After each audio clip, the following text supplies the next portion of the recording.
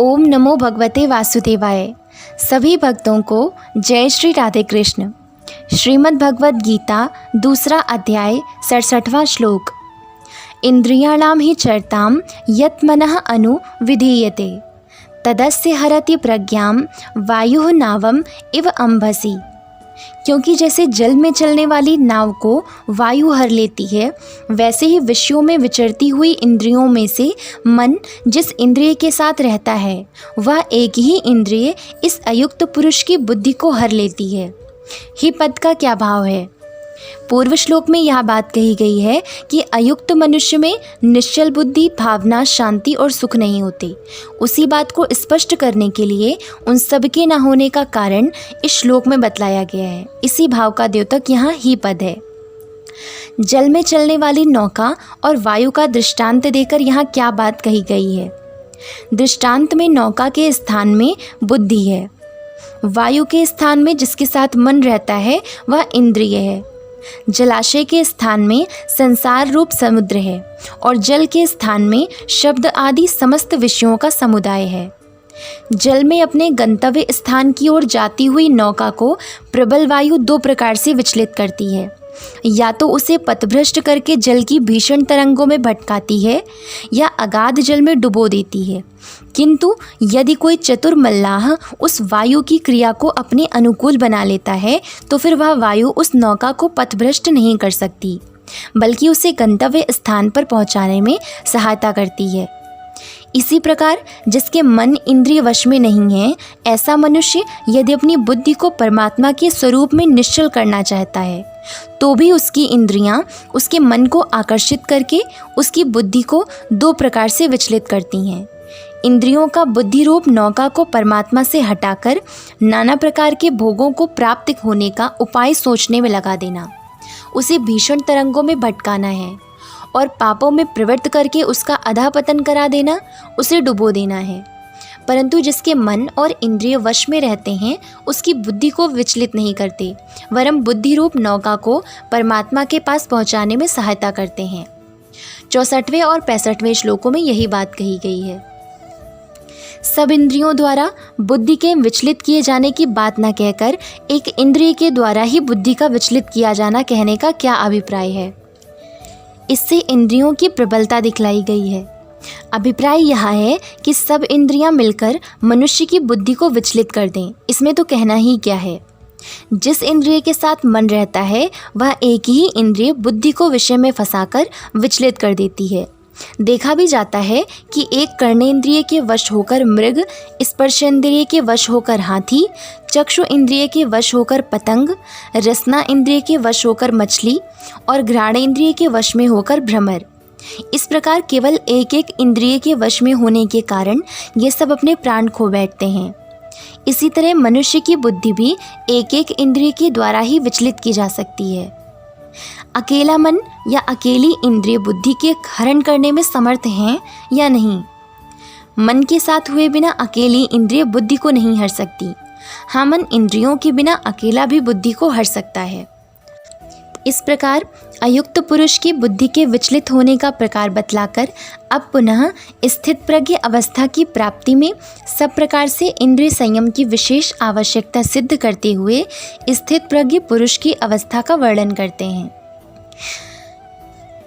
तस्मात् यस्य महाबाहो निगृहीतानि सर्वशः इंद्रियाणि इंद्रिय अर्थेभ्यः तस्य प्रज्ञा प्रतिष्ठिता। इसलिए हे महाबाहो, जिस पुरुष की इंद्रियां इंद्रियों के विषयों से सब प्रकार निग्रह की हुई हैं उसी की बुद्धि स्थिर है। तस्मात् पद का क्या अभिप्राय है? पूर्व श्लोक में यह बात कही गई है कि जिसके मन और इंद्रियां वश में नहीं हैं उस विषय आसक्त मनुष्य की इंद्रियां उसके मन को विषयों में आकर्षित करके बुद्धि को विचलित कर देती है, स्थिर नहीं रहने देती। इसलिए मन और इंद्रियों को अवश्य वश में करना चाहिए। यह भाव दिखलाने के लिए यहाँ तस्मात् पद का प्रयोग किया गया है। महाबाहो संबोधन का क्या भाव है? जिसकी भुजाएं लंबी, मजबूत और बलिष्ठ हो उसे महाबाहु कहते हैं। इंद्रियों के विषयों से इंद्रियों को सर्व प्रकार से निग्रहित कर लेना क्या है? श्रोत्र आदि समस्त इंद्रियों के जितने भी शब्द आदि विषय हैं, उन विषयों में बिना किसी रुकावट के प्रवृत्त हो जाना इंद्रियों का स्वभाव है। क्योंकि अनादिकाल से जीव इन इंद्रियों के द्वारा विषयों को भोगता आया है, इस कारण इंद्रियों की उनमें आसक्ति हो गई है। इंद्रियों की इस स्वाभाविक प्रवृत्ति को सर्वथा रोक देना, उनके विषय लोलुप स्वभाव को परिवर्तित कर देना, उनमें विषय आसक्ति का अभाव कर देना और मन बुद्धि को विचलित करने की शक्ति ना रहने देना, यही उनको उनके विषयों से सर्वथा निग्रहित कर लेना है। इस प्रकार जिसकी इंद्रियां वश में की हुई होती हैं, वह पुरुष जब ध्यान काल में इंद्रियों की क्रियाओं का त्याग कर देता है, उस समय उसकी कोई भी इंद्रिय ना तो किसी भी विषय को ग्रहण कर सकती है और न अपनी सूक्ष्म वृत्तियों द्वारा मन में विक्षेप ही उत्पन्न कर सकती है। उस समय वे मन में तद्रूप सी हो जाती हैं और व्युत्थान काल में जब वह देखना सुनना आदि इंद्रियों की क्रिया करता है, उस समय वे बिना आसक्ति के नियमित रूप से यथायोग्य शब्द आदि विषयों का ग्रहण करती हैं। किसी भी विषय में उसके मन को आकर्षित नहीं कर सकती, वरम मन का ही अनुसरण करती हैं। स्थित प्रज्ञ पुरुष लोक संग्रह के लिए जिस इंद्रिय के द्वारा जितने समय तक जिस शास्त्र सम्मत विषय को ग्रहण करना उचित समझता है, वही इंद्रिय उतने ही समय तक उसी विषय को ग्रहण करती है। उसके विपरीत कोई भी इंद्रिय किसी भी विषय को ग्रहण नहीं कर सकती। इस प्रकार जो इंद्रियों पर पूर्ण आधिपत्य कर लेता है, उसकी स्वतंत्रता को सर्वथा नष्ट करके उनको अपने अनुकूल बना लेना है। यही इंद्रियों के विषयों से इंद्रियों को सब प्रकार से निग्रहित कर लेना है। उसकी बुद्धि स्थिर है, इस कथन का क्या भाव है? इससे यह भाव दिखलाया गया है कि जिसकी मन सहित समस्त इंद्रियां उपर्युक्त प्रकार से वश में की हुई हैं, उसी की बुद्धि स्थिर है। जिसके मन और इंद्रियां वश में नहीं है, उसकी बुद्धि स्थिर नहीं रह सकती। इस प्रकार मन और इंद्रियों के संयम न करने में हानि और संयम करने में लाभ दिखलाकर तथा स्थित प्रज्ञ अवस्था प्राप्त करने के लिए राग द्वेष के त्याग पूर्वक मन सहित इंद्रियों के संयम की विशेष आवश्यकता का प्रतिपादन करके स्थित प्रज्ञ पुरुष की अवस्था का वर्णन किया। अब साधारण विषय आसक्त मनुष्यों में और मन इंद्रियों का संयम करके परमात्मा को प्राप्त हुए स्थिर बुद्धि संयमी महापुरुषों में क्या अंतर है, इस बात को रात और दिन के दृष्टांत से समझाते हुए उनकी स्वाभाविक स्थिति का वर्णन करते हैं। या निशा सर्वभूतानां तस्याम जागृति संयमी, यस्याम जागृति भूतानि सा निशा पश्यतो मुनेः। संपूर्ण प्राणियों के लिए जो रात्रि के समान है, उस नित्य ज्ञान स्वरूप परमानंद की प्राप्ति में स्थित प्रज्ञ योगी जागता है। और जिस प्रकार नाशवान सांसारिक सुख की प्राप्ति में सब प्राणी जगते हैं, परमात्मा के तत्व को जानने वाले मुनि के लिए वह रात्रि के समान है। यहाँ संपूर्ण प्राणियों की रात्रि के समान क्या है और उसमें स्थित प्रज्ञ योगी का जागना क्या है? अज्ञानी और ज्ञानियों के अनुभव में रात और दिन के सदृश अत्यंत विलक्षणता है।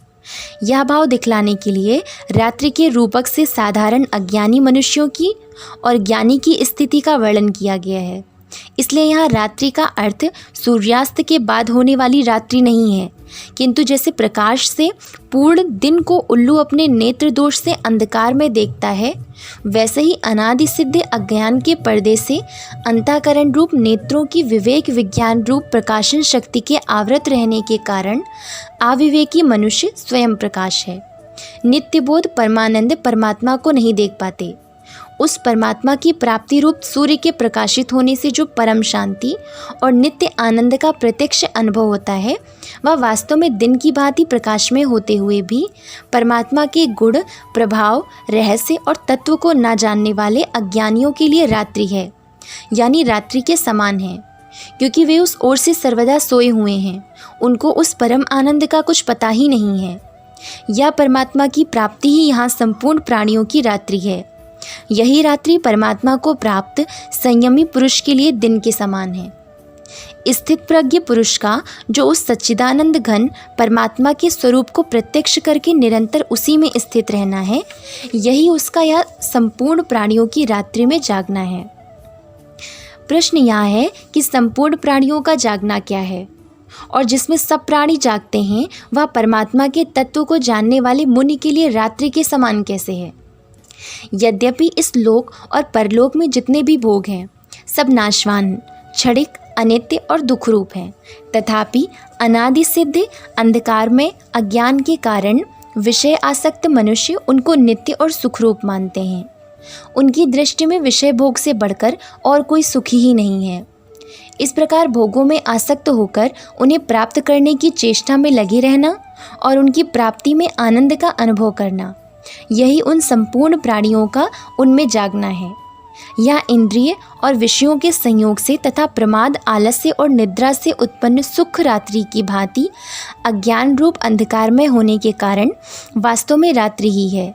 तो भी अज्ञानी प्राणी इसी को दिन समझकर इसमें वैसे ही जाग रहे हैं जैसे कोई नींद में सोया हुआ मनुष्य स्वप्न के दृश्यों को देखता हुआ स्वप्न में समझता है कि मैं जाग रहा हूँ।